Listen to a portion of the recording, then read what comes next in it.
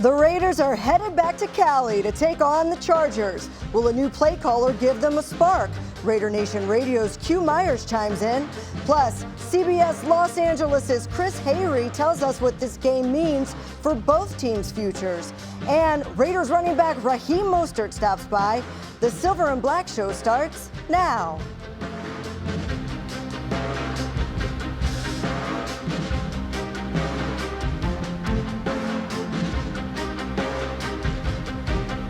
Happy Thanksgiving, everyone. Welcome into the Silver and Black Show. I'm Amber Theoharis. The Raiders are not the team they expected to be coming into this season. The playoffs are out of sight at 2-9, and now the focus must turn to the future. These next 6 games will determine a lot. Players will need to step up and prove they can be a part of this organization's future, but it all has to start with the refusal to concede and the desire to compete no matter what. And it all starts with a divisional matchup this Sunday in LA against the Chargers. And to break it all down, let's welcome in our good friend Raider Nation Radio's Q Myers, who always keeps it 100, and that's why we love having you on. Happy Thanksgiving to you and your family. Yeah, happy Thanksgiving to you and yours, Amber, and thanks for having me on the show. And, man, you said it off top. The season has not been what the Raiders thought it was going to be at 2-9, but, you know, the season now for the future starts right now, right, to see who is going to be a part of the future. I think you hit it right there on the head. Well, one person that is not is Chip Kelly. He's been relieved of his duties as the offensive coordinator. Greg Olsen will be calling the plays. What do you think we can expect? Like, when you're looking at this game and it's the first drive, what do you think we'll see a little bit differently?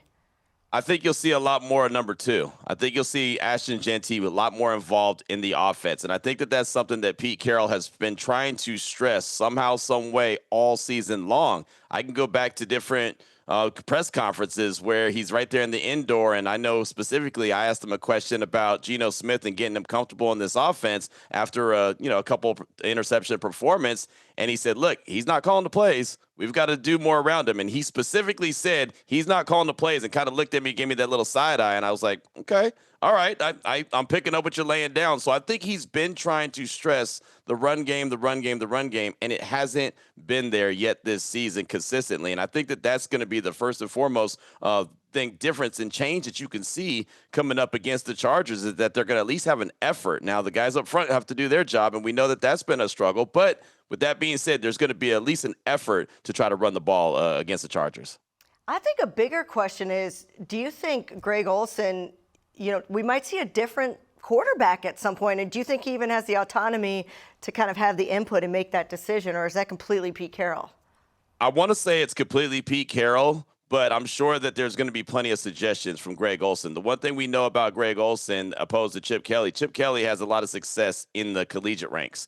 Greg Olsen has been around the NFL for a very long time. He's been with Pete Carroll. He's been with multiple coaches. He comes from the Sean McVay tree. Like, there's so many different, or actually been around longer than Sean McVay. But, I mean, you know what I'm saying? I mean, he's been so many different places and picked up so much from different NFL sharp minds that, I think that he's going to have plenty of say. And I think that at this stage of the game, Pete Carroll is going to he'd be smart to listen to him and be able to be willing to take suggestions from him and the rest of the staff on how to get this thing going in the right direction. And what I mean by right direction is just showing some promise that, okay, this is salvageable, that this is, there are some really good pieces here and that they could go in the right direction. But again, they have to all be on the same page. And Amber, I promise you, I felt all season long that they haven't all been on the same page. And that's why the results are what they are. And they're 2-9 right now. Yeah, I kind of agree with you. And I think there might be a theory that Pete Carroll obviously came in to win. He said we're going to win a lot of games. He wants to do what he can do to win now, because that's the head coach's job. John Spytep's job is to build a roster for not just now, but for the future. And when you're struggling and you're at this point in the season, is there a little bit of a disconnect where the head coach is like, I still need to win to keep my job, and the GM saying, but I kind of want to see these guys I just drafted? Yeah, absolutely. And I think that there's understanding on both ends, right? I mean, again, we know that the NFL is not for long, right? We know that you have to win to maintain your job. And, the Raiders haven't won very many games. They've only won 2 so far, right? And the schedule's just going to get tougher the rest of the way. So it's going to be tough sledding. And I know Pete Carroll has a resume that says he's a winner, so he naturally wants to win. But with that being said, you also have to understand what you have and what you don't have and what you need moving forward. And what I do know that this team has is a lot of salary cap space in 2026. I know that they're going to have multiple draft picks. They're going to have multiple high draft picks. I mean, they have an opportunity to get this team turned around. But Amber, until they know what they have right now on the current roster, they don't know how to go to the store and go shopping. I mean, it's Thanksgiving, right? And so if you're preparing dinner, well, I can't make a grocery list if I don't know what I have and what I need, right? That seems to be a common idea out there, that's for sure. I'm not making dinner on Thursday without knowing what I have in the cupboard. All right, let's go. Let's talk about the matchup. The last time these two teams played, turnovers were a difference maker. What could be the difference maker in this game? Turnovers, right? I mean, Again, that's been the theme. Yeah, that's been the theme for the Raiders all season long, and not the way that they wanted it to be. And this is what I thought when Pete Carroll took over, is that this defense was going to create a lot of turnovers. They were going to get a lot of takeaways because, well, that's just what Pete Carroll defenses do. And even in training camp, we saw guys getting the ball, and I'm thinking, okay, man, this team is going to finally do what I've been saying, is go get the ball, see ball, get ball. And it still hasn't come to fruition the way that I thought it was going to. And unfortunately, on the other side of things, they've turned the ball over way too many times, led by Geno Smith and interceptions. And so I'm hoping that with this change of the coordinator, that maybe Geno kind of lets his hair down a little bit, loosens up, relaxes a little bit, and just goes out and plays and doesn't play so tight. But what is it that, Greg Olsen's going to do that's going to press a button that's going to make him loosen up? I feel like at this stage of the game, Geno is kind of guarded. He's playing a little tentative, a little, like trying to be careful so he doesn't make a mistake. And I don't think that that's the right way to play. You mentioned the defense, getting some turnovers since the bye week. They have 6 turnovers. Here's the problem. They got to play complementary football. The Raiders' offense has only scored 3 points, that one field goal last week, off of those turnovers. So even if the defense is giving them the ball back, how do you change that as an offense? How do you say we can't let their hard work go in vain? Yeah, no, that's the frustrating part. And that's when you start to see frustrations on the sidelines from certain players because they know that they're putting in work and they have to do a little bit more. And, Kirk Morrison is on the call with Jason Horowitz, and I reminded him, and I don't know how much he wanted to hear it, but I reminded him in the press box of that 06 team, that 2006 team that he was on, that I always felt like that him and Thomas Howard had to take one to the house. They had to get multiple pick sixes. And he said, Q, we won a game without an offensive touchdown, right? We had to get multiple pick sixes. He picked off Ben Roethlisberger against the Pittsburgh Steelers, and he's like, that's what we thought as a defense, that we are going to have to go score because the offense isn't going to be able to hold up their end of the bargain.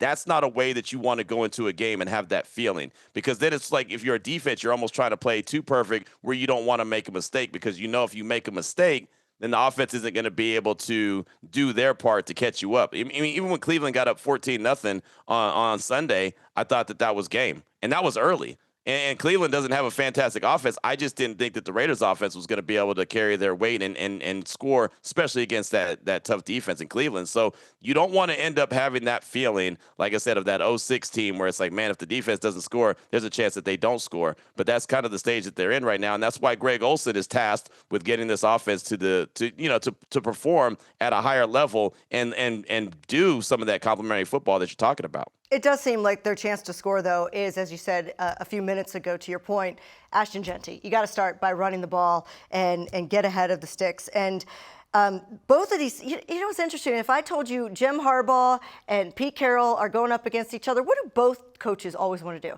They want to run the ball. They're two of the loudest coaches when it comes like, we are going to run the ball. Ironically, neither of them have really been able to do that. The Chargers have a bunch of injuries. Their offensive line is banged up. What gives in this game? Who do you think might be able to establish the run a little bit better? Because we know that's what the coaches want to do. Well, I feel like the Raiders' defense, when it does click on all cylinders, it clicks when it starts stopping the run. And I thought they did a good job against the Browns stopping the run. I mean, the Browns only had about 60-something yards. I mean, I thought they did a really good job knowing that Cleveland wants to lean on the run. And I know that the Chargers, they traditionally want to lean on the run with Jim Harbaugh, but I feel like they came out and made an effort to show that Justin Herbert is that guy when there's been a lot of conversations about him not necessarily being that guy. And then, of course, they've been banged up along the offensive line. I think if the Raiders could stop the run first and foremost, then they'll give themselves a chance. But, they have to also get off the field on 3rd and long, right? 3rd and 8, 3rd and 9, 3rd and 12. They have to be able to do that. And every once in a while, they have that defensive breakdown where they're not able to get off the field on 3rd and long, and that's when a big play happens, and that just puts them in a bad position. Obviously, the Chargers are playing for a lot more than the Raiders, so they're going to be laser focused as possible. I know Raider Nation is going to show up and show out in L.A., but unfortunately the Raiders haven't showed up and showed out in L.A. In front of their fans that are there. And so a lot of times they don't have the success at SoFi that you would think that they would. So I feel like the Chargers are going to be motivated to win this game and really put an explanation point on this season for them and put another L up for the Raiders. But I mean, it's the division rival, right? And you don't like the Chargers, they don't like you, and anything could happen, really. The Chargers defense has been a really good unit in the NFL, and you know, a week after taking 10 sacks, you definitely don't want to go up against a good pass rush, and that's what the Chargers have. How can the Raiders' offensive line do better? We don't expect them to be perfect. How can they do better than giving up 10 sacks? Well, that's the thing. They've got to have help, right? And I think that's why, you know, the move to let Chip Kelly go happened after that 10-sack performance, because look, there was no effort to give that offensive line help. I mean, you had Stone Forsythe, no disrespect to him, but you have Myles Garrett across from him, and you're going to isolate him on an island? Yeah. I mean, come on. Right? I mean, that's like putting a world-class wide receiver out there against a backup DB and saying, hey, kid, you're on your own. Right? I mean, that's just not fair, right? You've got to be able to do whatever you can. And I'm not talking about Ashton Genty chipping him, because Myles Garrett's going to look at him and run through him. I mean, as tough as Ashton Genty is, Myles Garrett is. I think it actually happened once. I looked at that and said, was Ashton Genty's job really to chip Myles Garrett on that play? He went right past him. Exactly. See, that's the point, that you didn't see any of that actual effort. And I can go back a couple years ago when Khalil Mack had a day against the Raiders and Aiden O'Connell was the quarterback and said, hey, was there any idea to maybe, I don't know, double team Khalil Mack and try to make life a little bit more difficult? Oh, yeah, we did. And then you go back and look at the films like, no, you didn't.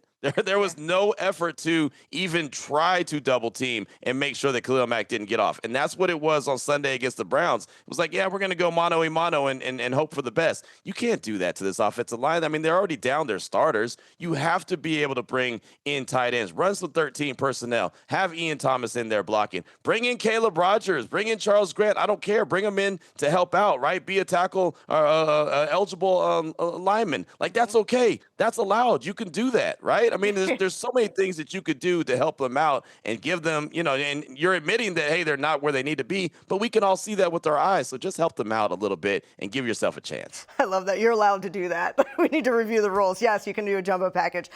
Brock Bowers did not play in that first game. He's going to play in this game. Do you see him being more involved, especially under Greg Olsen? I mean, he's getting targets. I think he had 9 targets in the last game, but you're not feeling his presence like we did last year.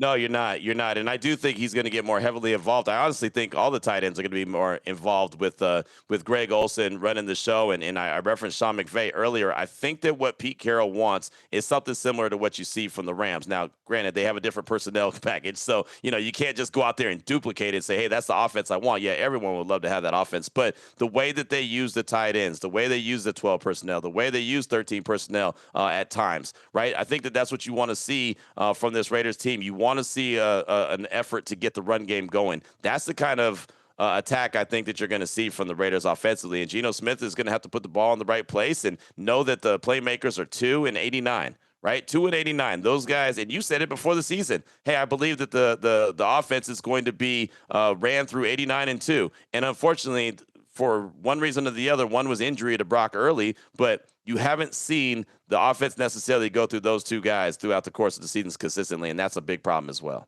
All right, finish this sentence, Q. The Raiders will win if. Whew, man, the Raiders will win if they don't turn the ball over, Ashton Genty goes over 100 yards, and gets in the end zone multiple times. How about that? That's sure, we'll take it. Yeah, I'm sure that would give him a good chance. That's the best I can do for you. All right, Q, I appreciate you coming on. You enjoy the holiday with your family. Thanks a lot. Absolutely, you do the same. Appreciate you as always. All right, coming up, could we see changes to the run game? Raiders running back Raheem Mostert joins the show to talk about it next. At Cox, we're always a step ahead. There you go. I'll show you. Like, before your basement became Movie Central, we made sure you'd have strong Wi-Fi, even down here. And you can rest easy knowing the price of your plan won't go up for 3 years. Guaranteed. See? He's looking out for you, and so are we, with advanced security that blocks threats on your network. Good boy. Whatever the future brings, Cox will keep you a step ahead. Oh. Every year, millions fly with us at Allegiant because together, we go places. We see old friends and try new things. We laugh. We really like to laugh. And reconnect. We remember. And we wander, which leads to wonder. From how we go to where we go to what we do when we get there, we go further together.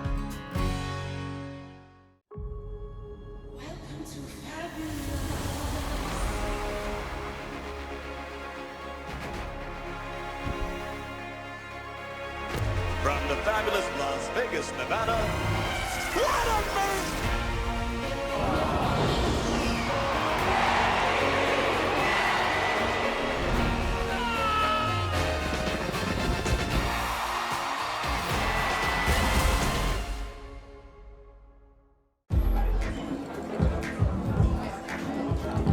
How about Totally Obsessed?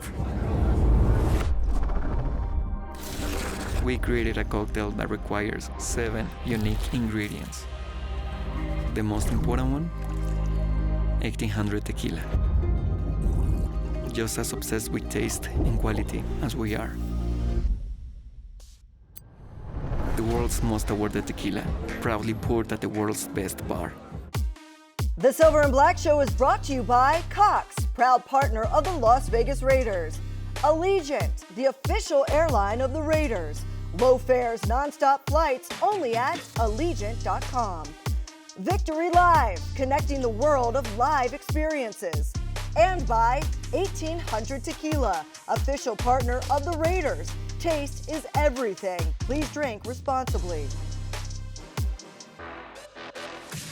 Up the screen, he's got Mostert right side, down the sideline 40, cuts upfield 35, bounces off a defender, he's right at the line, and they mark him past it, first down at the 30. Get the snap, they hand it off to Mostert, trying his blockers, he scores through to the 40, Mostert down the near sideline 50, taken out Bayer with a stiff arm, and he carries him inside the 30. Jumps to Mostert, in his hands, he's got a first down, out across the 30. You know the Raiders are going to try to run the ball this weekend. Raheem Mostert going to be a part of that. Welcome in. It's good to be hanging out with you. And likewise, good to be hanging out as well. Yeah, I like catching up with you. Thanksgiving coming up this week. Are you guys going to cook? Do you make the turkey? Or? Yeah, we're going to cook. My mother-in-law makes the turkey. Usually, if we're back at home in the state of Florida, I'll throw on the turkey on the Traeger. So. Oh, you will? Yeah. But that's my little tradition, but I don't have a Traeger out here. So. You can't ship it out? Yeah. All right, so you guys have a new play caller this week.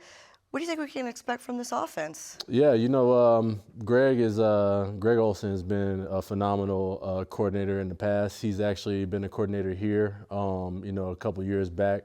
And, I envision that us running the ball a little bit more, but also just doing, some tremendous things out there. There's a lot of history behind him and what he brings. And I played against him when he was at the Rams, so I'm very familiar with the type of scheme that he has. But it's mid-season. It's one of those things where you can't really make too many changes and install a new playbook. So we just have to work with what we got. But at the end of the day, it's just about the guys going in there and believing. You said you played against him when he was with the Rams. We know he comes from the Sean McVay kind of coaching tree, and one of the things that Sean McVay, always did well was use tight ends a lot. Do you think that we could see a lot of those 12, maybe even 13 personnel? Because we got some big tight ends there. Yeah, we got a great opportunity for that to happen. Even with Brock and Ian and Michael, it's a whole plethora of guys that can get the job done. So we'll see. Using 13 personnel is going to be an advantage for us, but. I'm just excited to get to the day we start installing and see what he has up his sleeves. I have been banging the drum saying we need to see more Raheem, because every time you get the ball, you're over 4 yards a carry. It seems like there hasn't been a 1-2 punch in the old system. And do you look forward? Can we see more of that? I mean, I've been calling for it, but what does it matter what I say? But do you think we could see more of that? Yeah, we had the meeting yesterday to review the film, and one thing that our running backs coach he talked about was.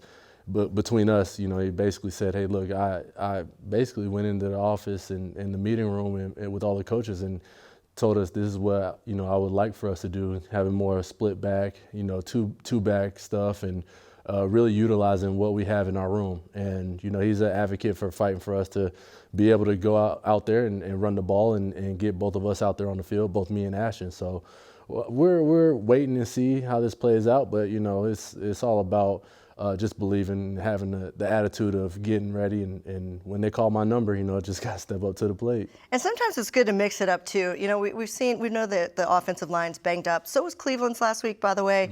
Mm-hmm. Maybe a little wildcat. What about direct snap to the running back? Mm-hmm. Yeah, it'll be nice. It'll definitely be nice. We Does that help the offensive line? Yeah, it does. Yeah. It helps them mix it up a little bit because we have guys that are capable of throwing the ball too. I can throw the ball as well. So okay. My claim to fame this year, Greg, Coach O, he basically said, "Hey, you're the emergency quarterback." If now we know who it is. Yeah, okay. it was me until we got Aiden up on deck. So my history about that is gone away. I hope I get to see you do a pass. That'd be fun. Look, you guys are 2-9 coming into this one. What is the mindset though going in the locker room right now, especially some changes? Yeah, the one thing that we've been able to implement, thus far in these struggling times is, we just have a one-game season. That's been our whole mentality this whole time.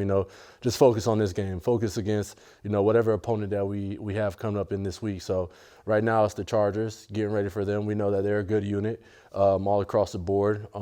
So we just got to take care of business throughout the week and have that positive attitude, that positive mindset. And I think that, having a guy like Max come in and him saying his words, even after the game that we just had against the Browns, him speaking up and saying, "Hey, look, it doesn't matter what the record is, you still have 6 more opportunities." I thought that really hit home for a lot of the guys, and that's something that I've always told myself too. You got 6 more opportunities. You never know when it could be your last moment. So you just got to go out there and embrace whatever challenges, whatever setbacks, whatever you could overcome, and be thankful for those moments. Yeah, still in a position that you could have an 8-win season, which is a totally different trajectory into even the next year. The final stretch of the season is here, as we said, 6 games left.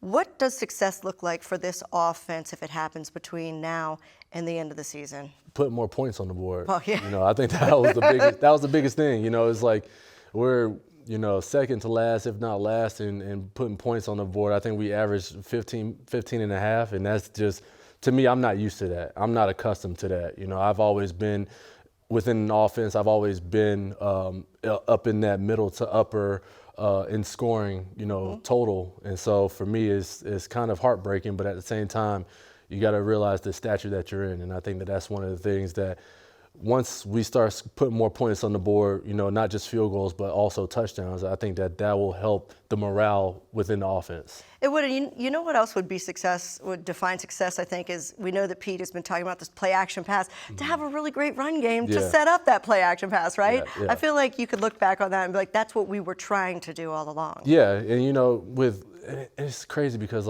you have such a great talent in Ashton, right?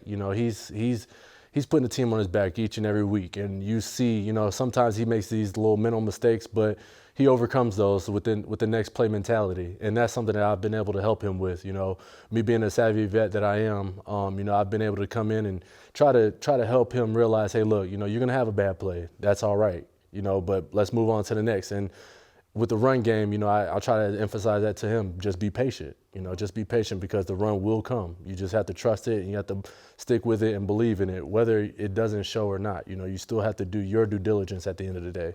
I love that. Last one though, how do the Raiders leave SoFi with the win?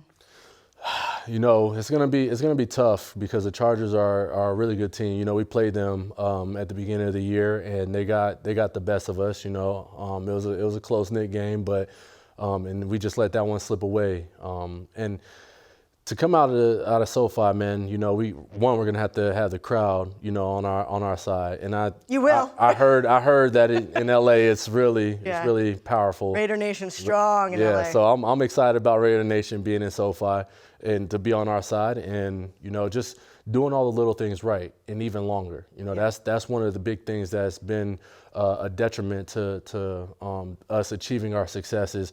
Who could do right the longest? And unfortunately, it's been the other teams. So great point. Yeah, so if we can get that going and doing the small things, the small details, the longest, we'll be able to have a shot. All right, Raheem, I love talking to you. Likewise. Happy Thanksgiving to you. Thank you. You too. All right, coming up, how will the Chargers adapt to the Raiders' offensive changes? CBS Los Angeles' Chris Hayre joins us to break it down next on the Silver and Black Show.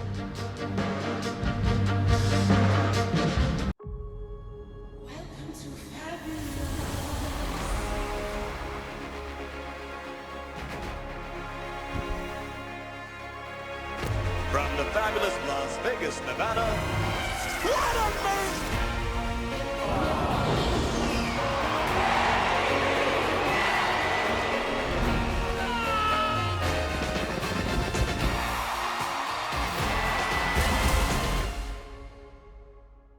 At Cox, we're always a step ahead. There you go. I'll show you. Like, before your basement became movie central, we made sure you'd have strong Wi-Fi, even down here. And you can rest easy knowing the price of your plan won't go up for 3 years. Guaranteed. See? He's looking out for you, and so are we, with advanced security that blocks threats on your network. Good boy. Whatever the future brings, Cox will keep you a step ahead. Oh.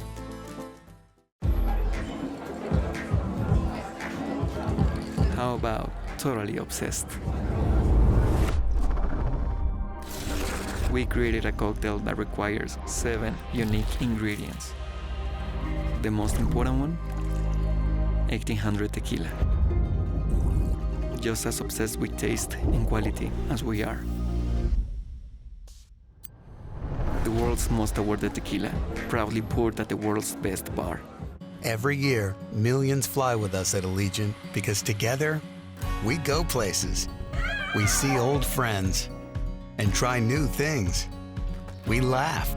We really like to laugh. And reconnect. We remember.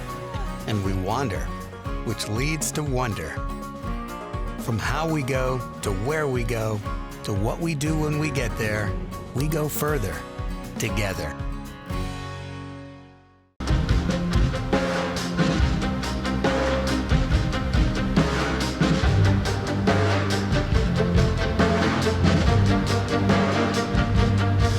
Welcome back. The Chargers will be trying to hold their footing in the AFC West when they welcome the Raiders to SoFi Stadium on Sunday. And to talk about the matchup and what we can expect from the Chargers side, we welcome in CBS Los Angeles' Chris Hayre. And Chris, first of all, I got to say happy Thanksgiving, but you already got the pink Christmas tree for Christmas, so you're ahead of us. No doubt. I told you I have twin girls that are 4 years old, so I don't have a say in the matter behind me. It's a beautiful pink Christmas tree. The girls have skipped over Thanksgiving, so we're already in Christmas mode over here. I love it. It's tutus and flowers. I love it. All right, let's talk about football though. Both of these teams coming off of losses. The Chargers, they lost to the Jaguars before the bye. The Raiders shut down by the Browns. What are you going to be looking for early in this game?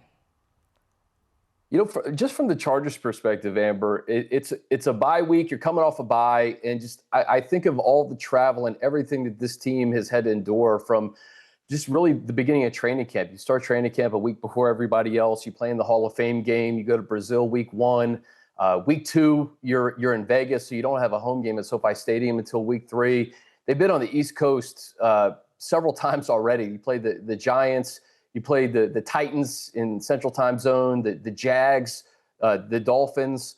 So this was a much-needed bye for the Chargers. And after a 3-game winning streak, they were humbled in Jacksonville, to say the least, 35-6. And I don't think a lot of people saw that result coming, especially from the Chargers' perspective.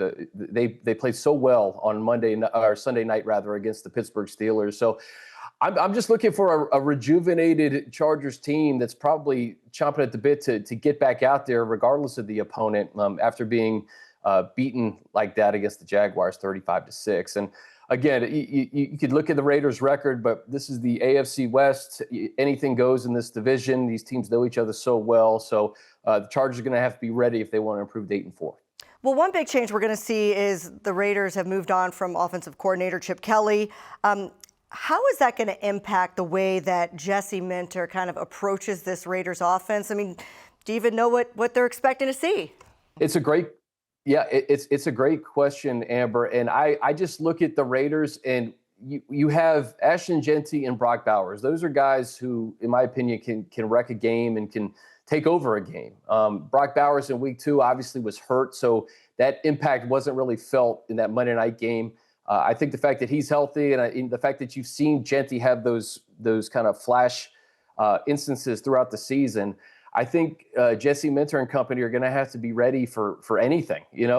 This is another kind of wrinkle in a season where I go back to week 4 and Jackson Dart made his first start against the Chargers, and you didn't really know what to expect. And I think that first series kind of maybe threw him for a loop a little bit. So with Greg Olsen at the helm, I know that Jesse Minter probably has experience against him in the past, but you don't know what it's going to look like on Sunday. But you do know that Brock Bowers is on that team and Ashton Genty is on that team, and those are 2 players that you're going to have to account for. The Chargers are kind of in a similar situation to the Raiders. You're missing 2 big offensive linemen. It's definitely impacted their ability to protect Justin Herbert. He's one of the most sacked quarterbacks in the league. What adjustments have the Chargers been trying to make to kind of compensate for losing 2 starters on the offensive line? And could it be an opportunity with Max Crosby and company? Yeah, and that's the third guy, right? Max Crosby, a guy who's capable of wrecking a game. It's one thing to lose Rashawn Slater in training camp, and that was a crushing blow for the Bolts because you arguably had the best tackle tandem in football with Joe Alt, Rashawn Slater. But then for Joe Alt to get hurt and then come back and then get hurt again, and now he's not coming back. The Chargers have really had to kind of figure out how to put together an offense that, you're going to protect Justin Herbert, but you're also going to be able to put points on the board and sustain drives. And they were doing that, frankly, during that 3-game winning streak before the Jacksonville game. But what Greg Roman has tried to do, I think, just kind of these quick passes. One of the things we don't know that will probably shape out throughout the week is whether or not Amarian Hampton, the rookie running back, is going to be back. If he comes back, I think that really alleviates some of the problems on the offensive line because he was incredible during the stretch that he played meaningful snaps. But Greg Roman is going to have to continue to kind of figure out how to get the ball out of Justin Herbert's hands quickly, get it to the playmakers like Quentin Johnson and Ladd McConkey and Keenan Allen, but just protect Justin Herbert, keep him upright. You mentioned the name Max Crosby. I mean, that's a guy who can be in your backfield very quickly throughout a 4-quarter game. I don't know what if there's going to be lineup changes. Maybe when Joe Alt's out and Rashawn Slater's out, Amber, I think anything goes in terms of like what you do across the offensive line. But they're going to have to figure out the right combination if they make the playoffs these last 6 weeks. It's going to be really paramount for this team to protect Justin Herbert. Over on the defensive side with the Chargers, they've been a good defense, but one thing that if there's a crack in the armor, it's the run defense because they're allowing over 110 yards on the ground to running backs. Do you think that this could be an opportunity for Ashton Genty? Because, look, Pete Carroll wants to run the ball. He's been wanting to do that. I think that's one of the reasons we don't have Chip Kelly there anymore. We didn't see enough, including Ashton Genty, enough early in the game plan. So I imagine that this run defense is going to have to tighten up and expecting to see a heavy dose of Genty. That's one of the things that I think the Chargers are going to have to clean up down the stretch here is just the run defense. And I imagine Greg Olsen probably number 1 and 2 on his playlist is run the ball to Ashton Genty and target Brock Bowers as many times as possible, regardless of who's on him. So I do think that this is a game where Jesse Minter's defense is going to have to be well aware that there's a want to run the football if you're the Raiders, and they're going to have to stop Genty. All right, let's look at the big picture now. How can this game and who wins or loses impact the trajectory of each team's season? I mean, starting with the Chargers, obviously they're trying to hold off a surging Chiefs team. They're trying to win the division. I mean, they're kind of right in the middle there. Yeah, and the Chargers have a very tough stretch down in November and December. So it's a must-win for the Chargers. There's no doubt about that. You have to improve to 8-4 if you're going to keep pace with the teams that are currently in the wild card race, and then the teams that are currently out of the playoffs, like Kansas City. We know Kansas City's not going to go anywhere. Houston is lurking. We saw that defense against Josh Allen and the Buffalo Bills on Thursday. So after this game for the Chargers, they have the Eagles on Monday Night Football. Then they have to go to Arrowhead. Then they have the Cowboys, who are turning into something right now. Then you have the Texans, and then that Week 18 game against the Broncos in Denver. It may not mean anything. It could mean the division. Who knows? So this is a very critical stretch for the Chargers to kind of show who they are as a team in 2025. And I guess just looking from the Raiders' perspective is like, you're not playing out the string because you want to see who is going to be on this team in 2026. And I think when you draft a guy like Ashton Genty in the top 10, and you have a guy like Brock Bowers who was just so dominant last year. Who do you have around those guys that you can kind of build with going into 2026? So you would know better than me as far as the Raiders are concerned, but I'll tell you this, I know that they've been in a lot of close games, and sometimes winning or losing those games kind of tilts where your season goes. I mean, there was that game against Chicago, the game against the Jags a few weeks ago. Had you won those games, who knows if that confidence kind of goes into the next game and you get on a little bit of a run. So I don't think the Chargers should take this Raiders team lightly by any stretch. All right, Chris Hayre, thank you so much for joining us. Happy Thanksgiving to your family. Thank you so much, Amber. Appreciate it. You too. All right, coming up, is it time to take the kid gloves off the rookies? We'll explain next. And one last thing.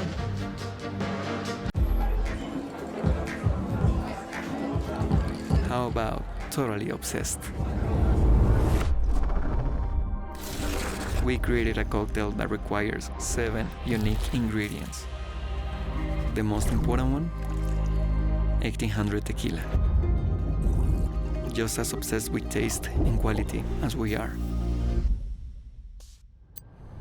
The world's most awarded tequila, proudly poured at the world's best bar.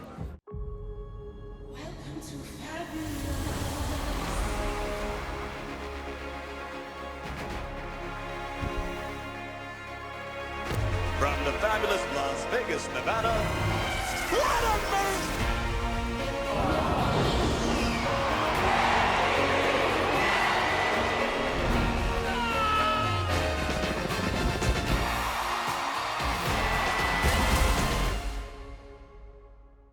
At Cox, we're always a step ahead.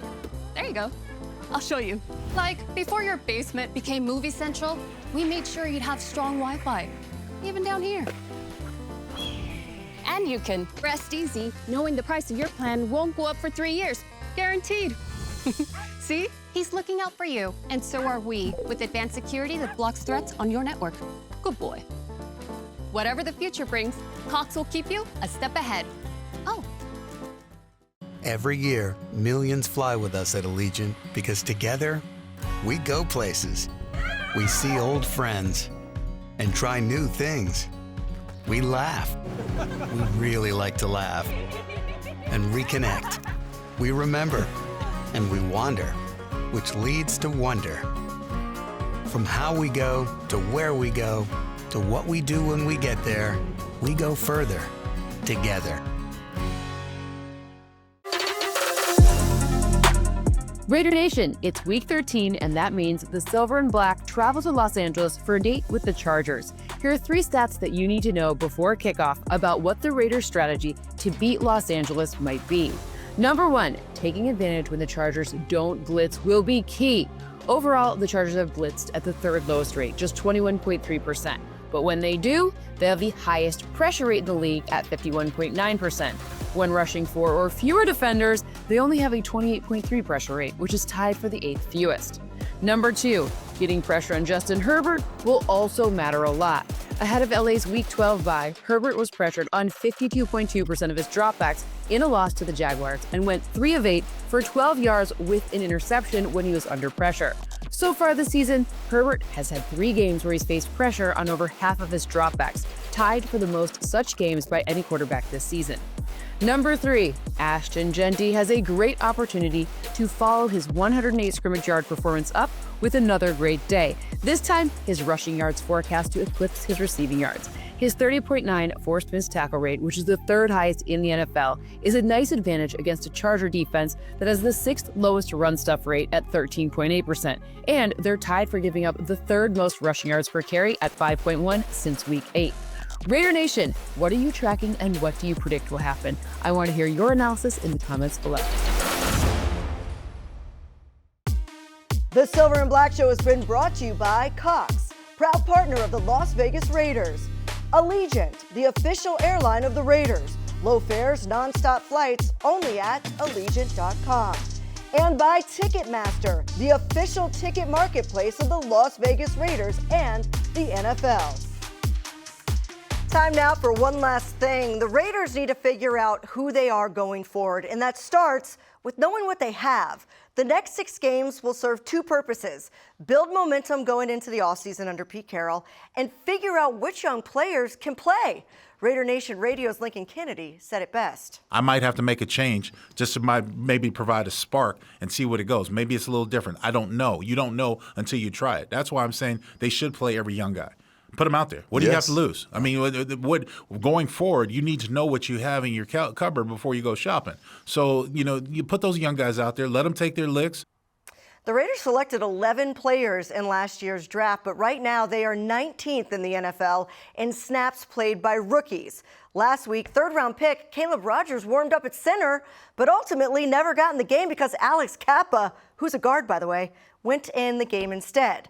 Meanwhile, rookie receivers Dante Thornton and Jack Besh got a combined 2 targets. Pete Carroll was asked what we could expect going forward. These changes, do you foresee any of the young guys getting any more playing time? And if so, what do you believe they really if they can earn their way? Yeah, if they can earn their way in practice and as we prepare, they're certainly going to get the look to show that they're worthy of getting out there. Why not test their worthiness in a real game? Nobody gets better on the bench, and they're not winning with the veterans anyway that are out there. So it's time to find out who the Raiders will be taking into the future. We'll see what happens on Sunday. That'll do it for us. It's Raiders-Chargers from Allegiant Stadium. Kickoff set for 1:25 Pacific. Have a great weekend, everyone.